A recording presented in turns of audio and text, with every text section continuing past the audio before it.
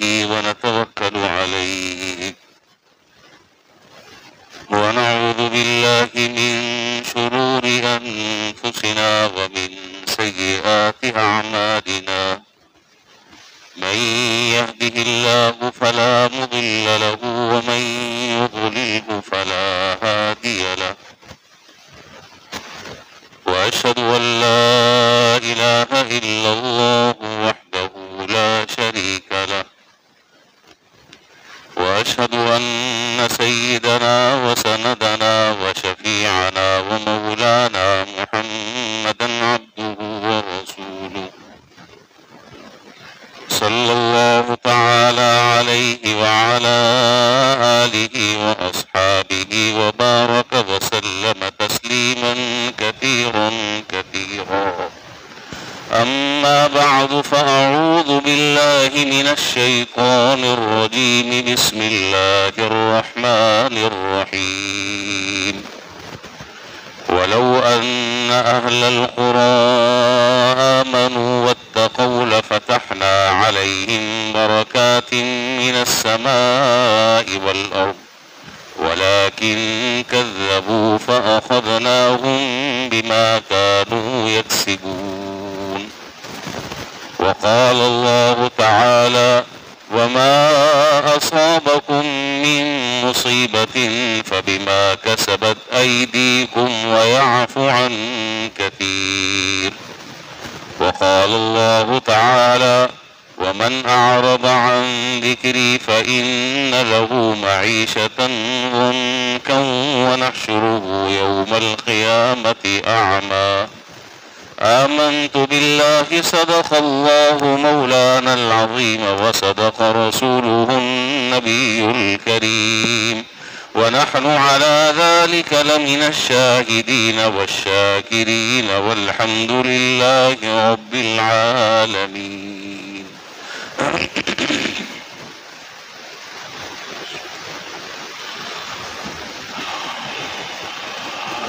بزرگان محترم و برادران عزیز،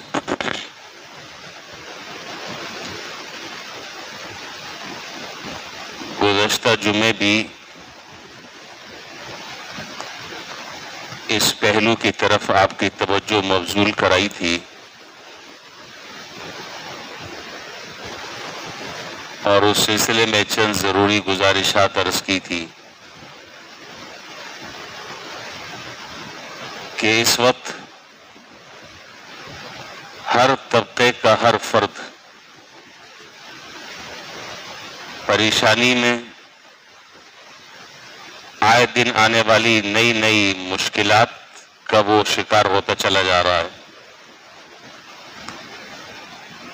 اور ایک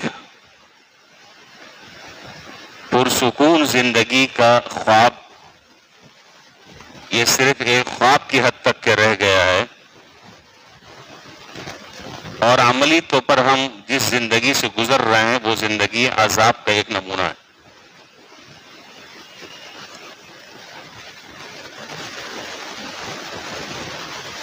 اور اس وقت جو سب سے اہم ترین مسئلہ جس نے ہماری زندگی کو بے چین کر دیا ہے، بے قرار کر دیا ہے، اور زندگی ہماری طرح طرح کی مشکلات کا شکار ہے، وہ ہے مسئلہ ہماری معیشت کا،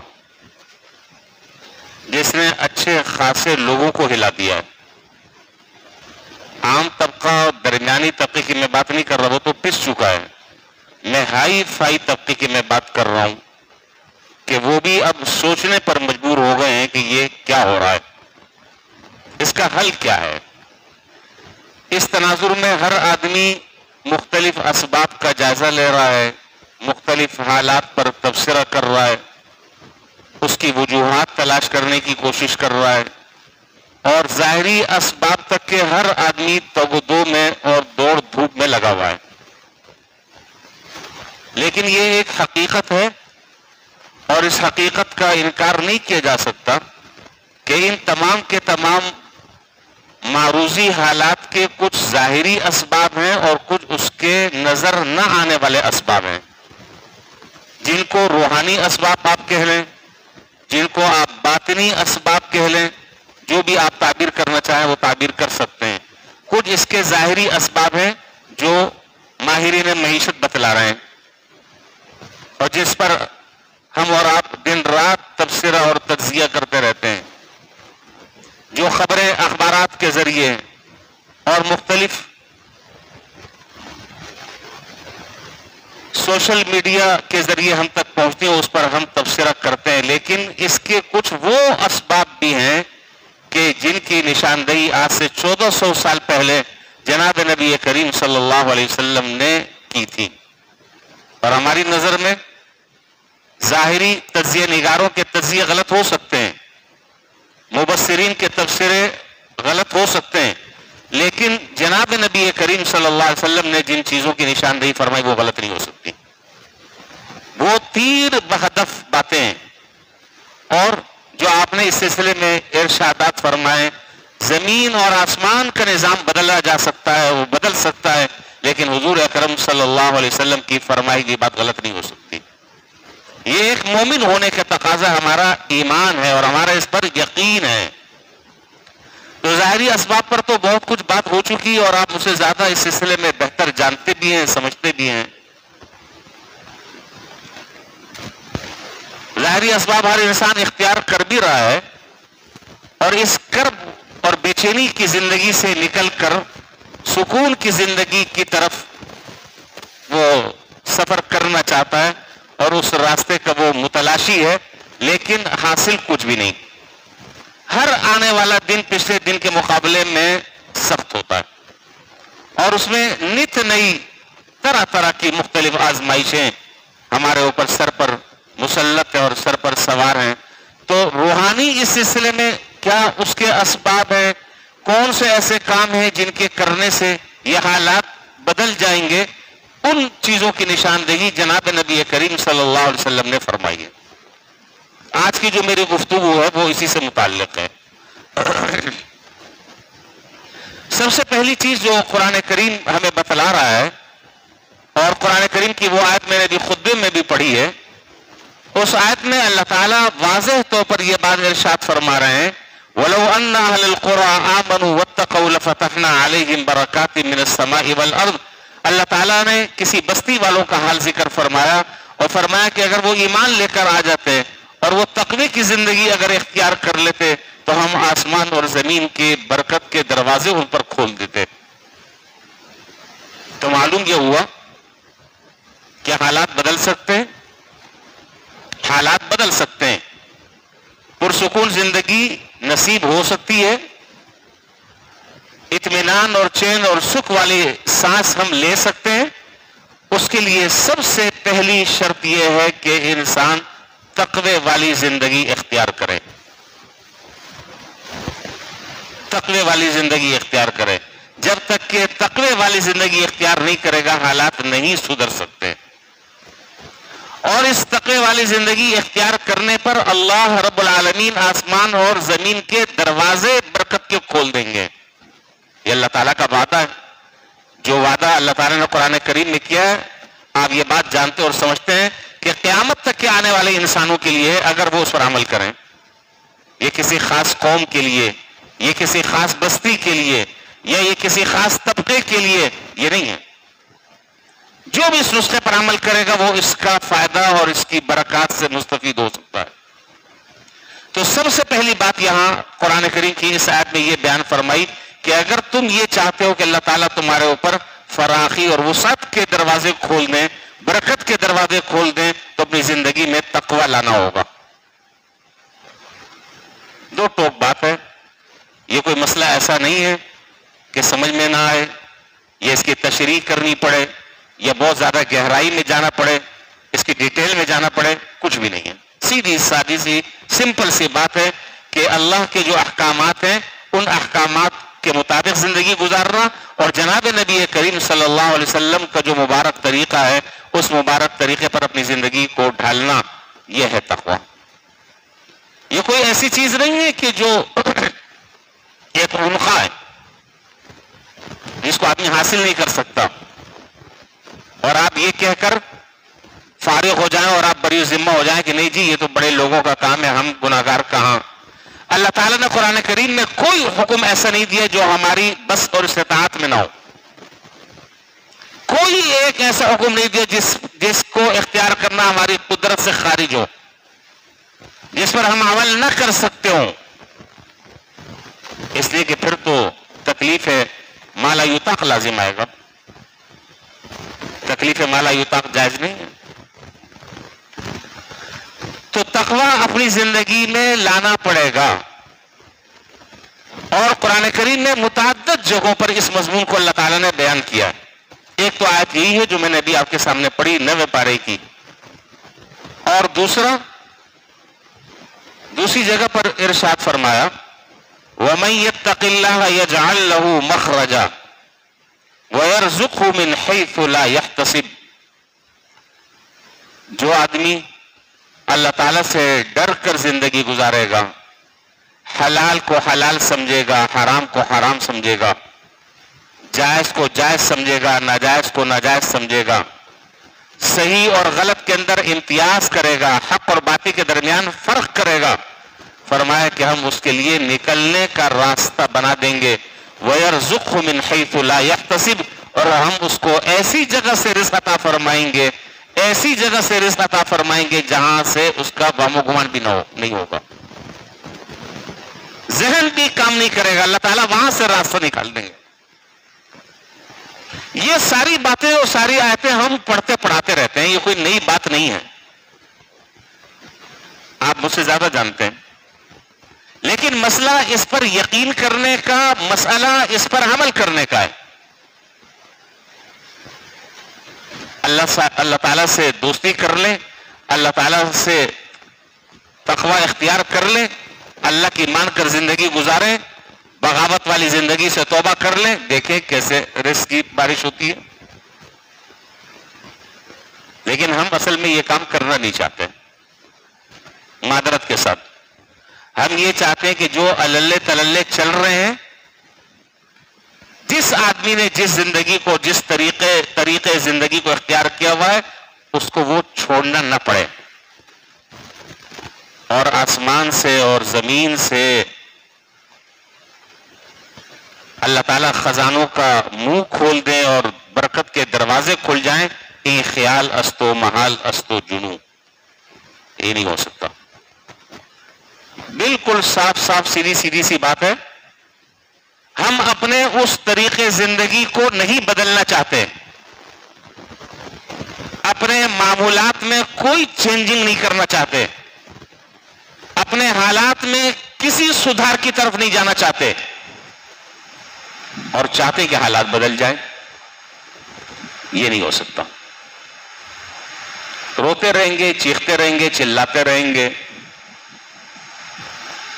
تجزیہ اور تبصرہ کرتے رہیں گے، کرتے کرتے زندگی سے ہاتھ دھو بیٹھیں گے، کسی اور جہان میں پہنچ جائیں گے. مسئلہ حل ہونے کا نہیں ہے. نہیں سمجھ میں آتی بات کر کے دیکھ لیں، اور کر ہی رہے، زمانے سے کر رہے ہیں، عرصہ ہو گیا. اپنی زندگی کو ہم چینج نہیں کرنا چاہتے، اپنے حالات میں تبدیلی نہیں لانا چاہتے، نہ حالات ہم بدلنا چاہتے ہیں. کیا حالات بہتر ہو رہے ہیں؟ ہر آنے والا دن جو ہے پہلے دن سے زیادہ سخت مشکلات کا سامنا کرنا پڑ رہا ہے. مشکل دن آ رہا ہے، مشکل فیصلے ہو رہے ہیں. تو حضرت بات ہے صاف صاف، اور بات ہے بڑی سیدھی سادی سی، کہ زندگی میں تقوی لانا پڑے گا. زندگی میں اللہ سے ڈر کر اور اللہ کی مان کر زندگی گزارنے کا جب تک ہم عزم اور ارادہ نہیں کریں گے، حالات بہتر نہیں ہو سکتے. اور ایک بزرگ نے تو بڑی عجیب بات کہی.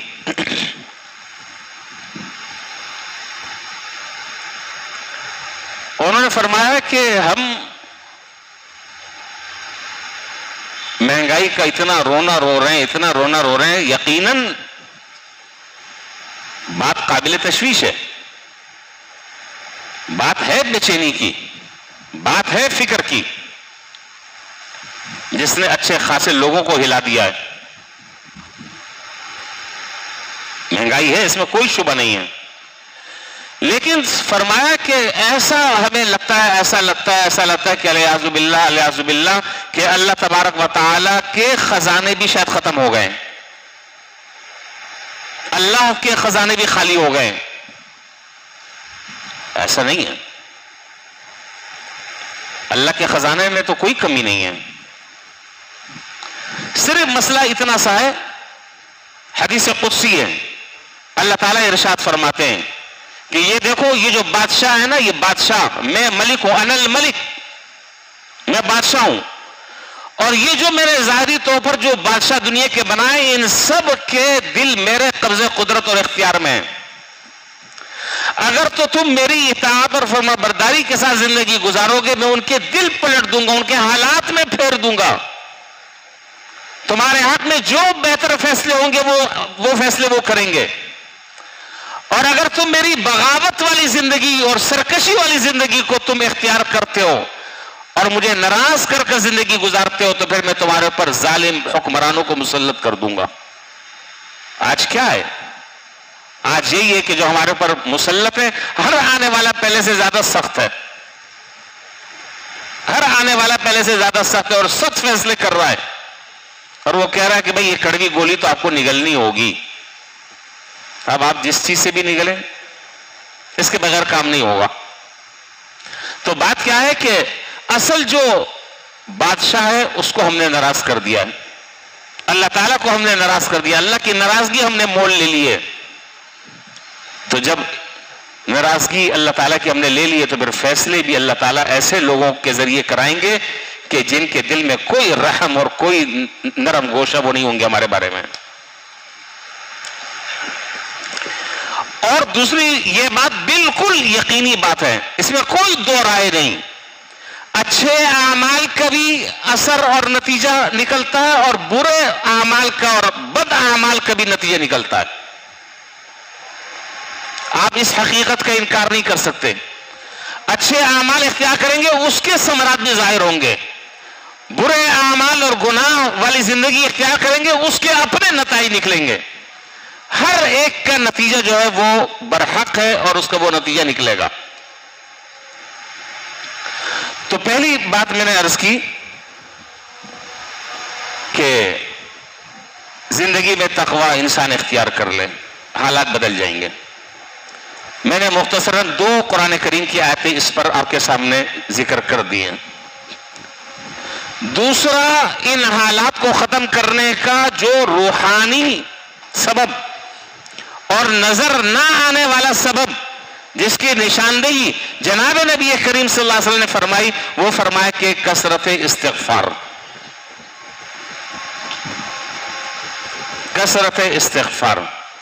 استغفروا ربکم انہو کان غفارا یرسل السماء علیکم مدرارا ویمددکم باموال وبنین ویجعل لکم جنات ویجعل لکم انہارا.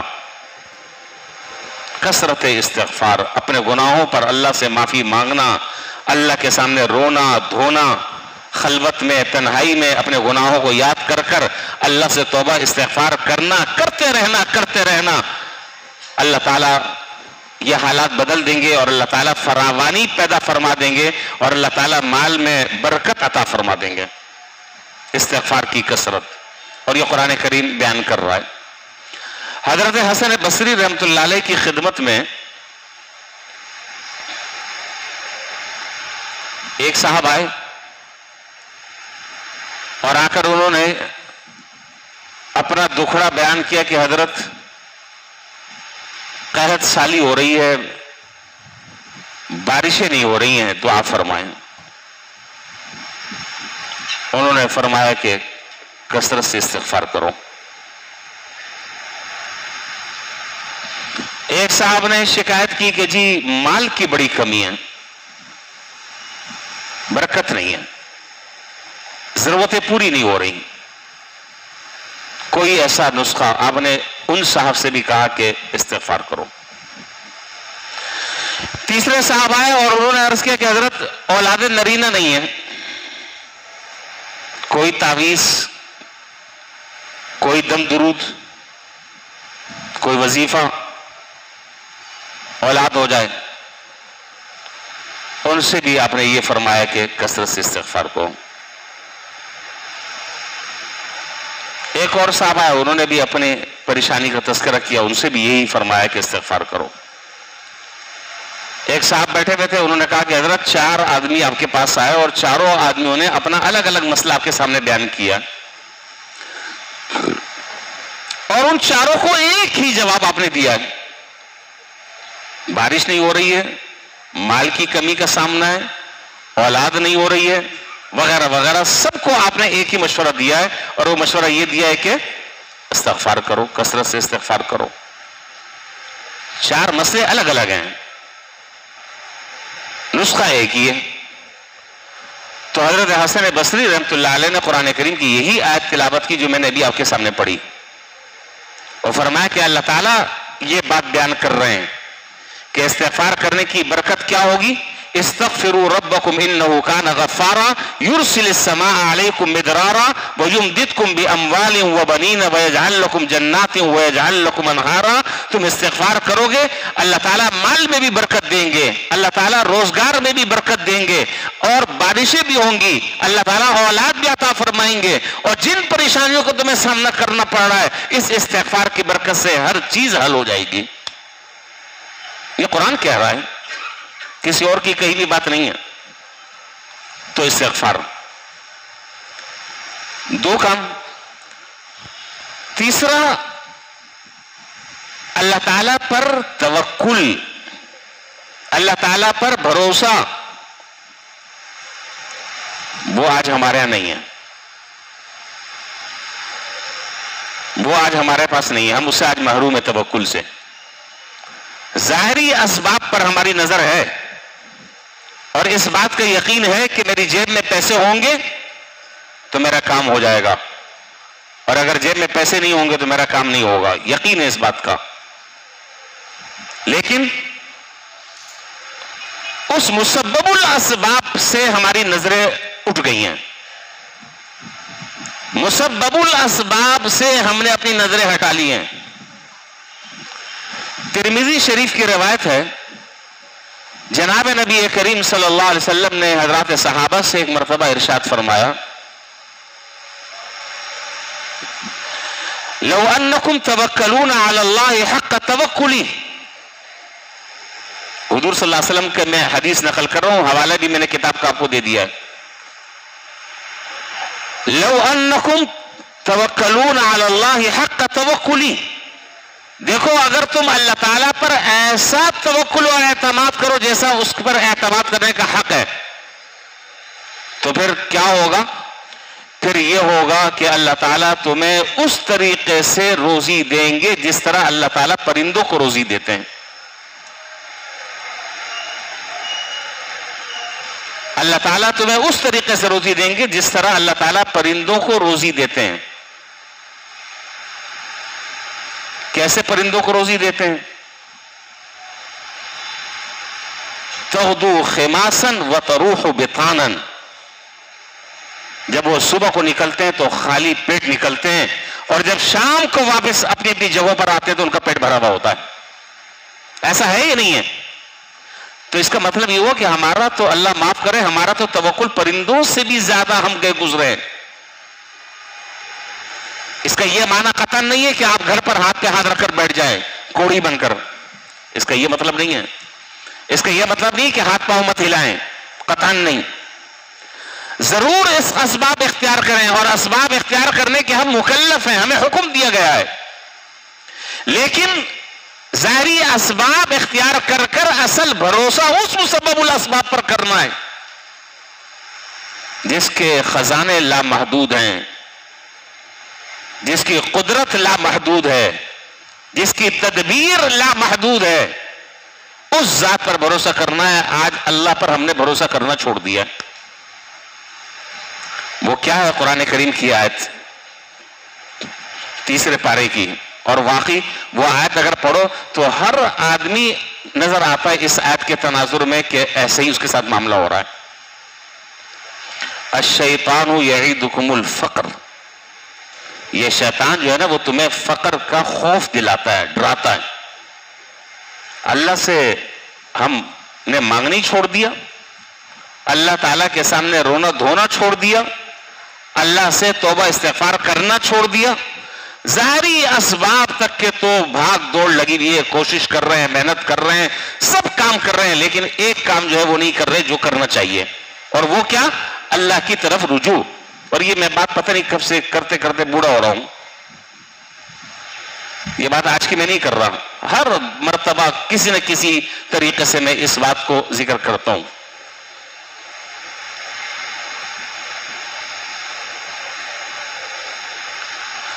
حضرت عمر رضی اللہ تعالیٰ عنہ کے زمانے میں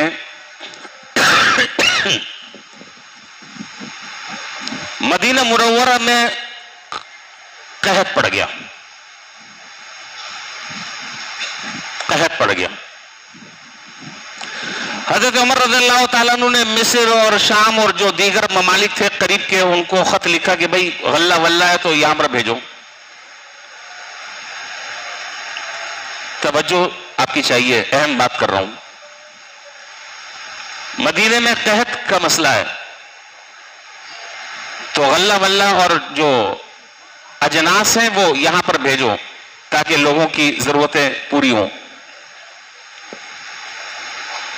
حضرت بلال بن حارث مزنی رضی اللہ تعالیٰ عنہ، یہ سلسلہ چل رہا تھا، وہاں سے غلے آ رہے تھے، لوگوں میں بٹ رہے تھے، تقسیم ہو رہے تھے، لیکن صورتحال جو ہے وہ جوں کی توں، اس میں کوئی بہتری نظر نہیں آ رہی تھی. اسی اسنا حضرت بلال بن حارث مزنی رضی اللہ تعالیٰ عنہ نے، جناب نبی کریم صلی اللہ علیہ وسلم کا انتقال ہو چکا تھا، تو یہ جو حضرت بلال بن حارث مزنی رضی اللہ تعالیٰ عنہ ہیں، انہوں نے خواب میں جناب نبی کریم صلی اللہ علیہ وسلم کو خواب میں دیکھا، اور حضور صلی اللہ علیہ وسلم نے حضرت بلال بن حارث مزنی رضی اللہ تعالیٰ عنہ سے صرف ایک جملہ ارشاد فرمایا کہ ہمارا خیال تو یہ تھا کہ عمر بڑے سمجھدار آدمی ہیں. بس اتنی بات کہی. ہمارا خیال تو یہ تھا کہ عمر بڑے سمجھدار آدمی ہیں، اور کچھ آگے پیچھے نہیں. جب صبح ہوئی تو حضرت بلال بن حارث مزنی رضی اللہ تعالیٰ عنہ نے حضرت عمر رضی اللہ تعالیٰ عنہ کو بتایا کہ رات میں نے خواب میں حضور کی زیارت کی اور آپ نے یہ جملہ ارشاد فرمایا. آپ نے سب لوگوں کو جمع فرما دیا اگلے دن، اور آپ نے فجر کی نماز کے بعد لوگوں سے خطاب کر کر یہ بات ارشاد فرمائی کہ لوگوں، میں تم سب سے پوچھتا ہوں، اللہ کے گھر میں تم سب بیٹھے ہو، مجھے یہ بتاؤ کہ جناب نبی کریم صلی اللہ علیہ وسلم کے دنیا سے تشریف لے جانے کے بعد تم نے عمر میں کوئی تبدیلی دیکھی ہے؟ عمر چینج ہو گیا ہے؟ عمر میں تبدیلی آ گئی ہے یا اس راستے سے ہٹ گیا ہے جس راستے پر جناب نبی کریم صلی اللہ علیہ وسلم چھوڑ کر گئے تھے؟ کوئی بات ہے بتاؤ. تو لوگوں نے آپ کی تعریف کی کہ نہیں جی آپ تو ایسے ہیں اور آپ ایسے ہیں اور آپ نے یہ کارنامہ انجام دیا، آپ نے یہ کارنامہ انجام دیا، وغیرہ وغیرہ. پھر اس کے بعد آپ نے حضرت بلال بن حارث مزنی رضی اللہ تعالیٰ سے فرمایا کہ آپ لوگوں کے سامنے اپنا خواب بیان کرو، بتاؤ لوگوں کے سامنے کہ کل کیا خواب دیکھا ہے. انہوں نے اس خواب کو دہرایا جو میں نے بھی آپ کے سامنے ذکر کیا. تو اس پر حضرات صحابہ نے بالاتفاق حضرت عمر رضی اللہ تعالیٰ عنہ سے کہا کہ حضرت اس سے اس ایک بات کی طرف اشارہ معلوم ہو رہا ہے. صحابہ بھی تو آخر حضور کے تربیت یافتہ غلام تھے نا. انہوں نے کہا کہ اس سے ایک بات کی طرف اشارہ معلوم ہو رہا ہے، اور ایک بات کی طرف اس سے اشارہ مل رہا ہے، وہ یہ کہ حضرت عمر رضی اللہ تعالیٰ عنہ ظاہری اسباب تو اختیار کر رہے ہیں، لیکن اس کے پیچھے جو باطنی اور روحانی سبب ہے وہاں تک ان کی نگاہ نہیں جا رہی. آپ نے کہا کہ بھئی یہ تو بڑی عجیب بات ہے اور واقعتاً ایسا ہے. آپ نے فرمایا کہ بھئی کل جو ہے نماز استسقاء ادا کی جائے گی. کون سی نماز ادا کی جائے گی؟ بولیں. نماز استسقاء ادا کی جائے گی. بارشیں نہیں ہو رہی ہیں، بارش کے لیے اللہ تعالیٰ سے دعا کریں گے اور کھلے میدان میں نماز پڑھیں گے، نماز استسقاء. اور یہاں نماز شروع ہوئی اور موسلادھار بارشیں شروع ہو گئی. تو اشارہ اس بات کی طرف کر دیا کہ ظاہری اسباب کی طرف تو تمہاری نگاہ جاتی ہے اور اس کو حل کرنے کی تم فکر میں لگے رہتے ہو، لیکن اس ظاہری اسباب سے پس پردہ کچھ اور عوامل ایسے ہیں جو نظر نہیں آ رہے، اور حقیقتاً اس کے حقیقی اسباب وہی ہیں کہ جہاں تمہاری نگاہ نہیں جاتی، اور جن چیزوں کی نشاندہی جناب نبی کریم صلی اللہ علیہ وسلم فرما رہے ہیں۔ تو نے فرمایا کہ ظاہری اسباب تو تم اختیار کر رہے ہو، لیکن جو باطنی اسباب ہیں اور روحانی اسباب ہیں ان کی طرف بھی متوجہ ہو۔ پھر دیکھو اللہ تعالیٰ کی کیسے موسلادھار رحمتیں برستی ہیں، اور وہی ہوا۔ تو پہلی بات میں نے ذکر کی کہ حالات بدلنے کے لیے تقوی اختیار کرنا پڑے گا۔ دوسری بات میں نے ذکر کی کہ حالات بدلنے کے لیے اللہ تعالیٰ سے کثرت سے توبہ اور استغفار کرے ہر آدمی، انفرادی طور پر، اجتماعی طور پر، اور جن گناہوں میں وہ مبتلا ہے اپنے ہر آدمی اپنے گناہوں کو سمجھتا ہے۔ میں اپنی کمزوریوں کو سمجھتا ہوں، آپ اپنی کمزوریوں کو سمجھتے ہیں۔ ہم مفتی نہیں ہیں کہ دوسرے کے بارے میں فتوے دیں، اپنے اعمال اور اخلاق کی اصلاح کی فکر کریں۔ میں اپنے دائرے میں رہ کر اپنی اصلاح کروں، آپ اپنے سرکل اور اپنے دائرے میں رہ کر آپ اصلاح کریں، اور ہم میں سے ہر آدمی اللہ کے سامنے رونے دھونے والا بن جائے، اللہ کے سامنے توبہ اور استغفار کرنے والا بن جائے کہ یہ سب کچھ میری شامت اعمال کا نتیجہ ہے، اس میں کوئی دو رائے نہیں ہے۔ تیسری بات فرمائی تو فرمایا کہ اللہ تعالیٰ پر، تو یہاں سے بات چلی کہ اللہ تعالیٰ پر تم اگر توکل کرو، جیسا کہ اللہ تعالیٰ پر توکل کرنے کا حق ہے، تو اللہ تعالیٰ تمہیں ایسے رزق دیں گے جیسے بولیں پرندوں کو اللہ تعالیٰ دیتے ہیں، تغدو خماسن وتروح بطانا، کہ وہ جب صبح نکلتے ہیں تو خالی پیٹ ہوتے ہیں۔ کہاں انہوں نے ملازمتوں کی درخواست دی ہوئی ہے، کہاں پر سیویاں جمع کرائی ہوئی ہیں، کہاں جاتے ہیں کچھ پتہ نہیں، لیکن جب شام کو جب وہ پلٹتے ہیں تو ان کا پیٹ بھرا ہوا ہوتا ہے۔ اور میں نے ایک حدیث پڑھی، اس حدیث کو کوٹ بھی کر دوں، وہ میری موضوع سے مناسبت بھی رکھتی ہے۔ جناب نبی کریم صلی اللہ علیہ وسلم نے، اصل مسئلہ یہ ہے حضرت کہ ہمیں کچھ سمجھ نہیں آ رہا ہے کہ ہمیں کرنا کیا ہے، بس دوڑے چلے جا رہے ہیں، بھاگتے چلے جا رہے ہیں۔ ارے بھائی کس طرف جانا ہے، کون سا راستہ اختیار کرنا ہے، کون سی ڈائریکشن آپ کو اختیار کرنی ہے، کس پر آپ کو چلنا ہے، یہ تو سوچو۔ حدیث میں جناب نبی کریم صلی اللہ علیہ وسلم نے ارشاد فرمایا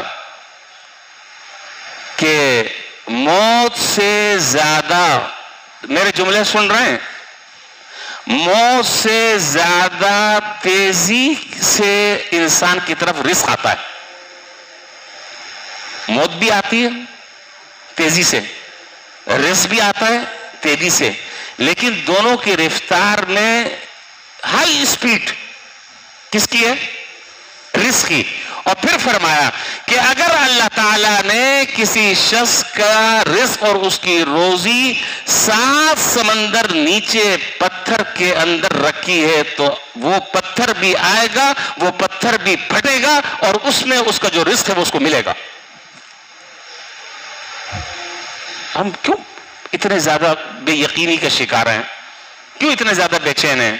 ان کاموں کی طرف کیوں نہیں آتے، ان اعمال کی طرف کیوں نہیں آتے جو اعمال جناب نبی کریم صلی اللہ علیہ وسلم بیان کر رہے ہیں اور آج جن چیزوں کی نشاندہی کر رہے ہیں؟ تو اللہ تعالیٰ پر وَمَن يَتَوَكَّلْ قرآن کہہ رہا ہے، دیکھیں قرآن کہہ رہا ہے، قرآن وَمَن يَتَوَكَّلْ عَلَى اللَّهِ فَهُوَ حَسْبُهُ، اور دیکھو جو آدمی اللہ تعالیٰ پر بھروسہ کر لیتا ہے اللہ اس کے لیے کافی ہو جاتے ہیں، اور جس کے لیے اللہ کافی ہو گئے اس کو کیا ٹینشن ہے، اس کا کیا مسئلہ باقی رہ گیا؟ وَمَن يَتَوَكَّلْ عَلَى اللَّهِ فَهُوَ حَسْبُهُ، اور جو آدمی اللہ پر بھروسہ کر لیتا ہے اللہ اس کے لیے کافی ہے، بس۔ تو اپنی زندگی میں اس کو اختیار کرنے کی کوشش کی جائے۔ اسی طرح وقت کم ہے، بس کم کیا بلکہ وقت ہو چکا ہے، اپنے آپ کو ذرا سا عبادت کے لیے بھی فارغ کر لیں، عبادت کے لیے بھی فارغ کر لیں۔ میں آپ کو بہت لمبے چوڑے وظیفے نہیں بتا رہا، میں یہی روتا رہتا ہوں، ہر جمعے یہی رونا رہ رہا ہوں کہ بھائی فرائض پر پہلے درجے میں آ جاؤ، فرائض پر آ جاؤ، فرائض پر فرض نماز جماعت کے ساتھ پڑھ لو، جو وقت رزق کے اور روزی کے ملنے کا اس میں ہم پڑے سوتے رہتے ہیں. ایسا ہے یا نہیں ہے؟ نماز پڑھے بغیر ہم سوتے رہتے ہیں اور پریشان ہو رہے ہیں. پریشانی حل ہوگی؟ مسئلہ حل ہوگا؟ نہیں ہوگا.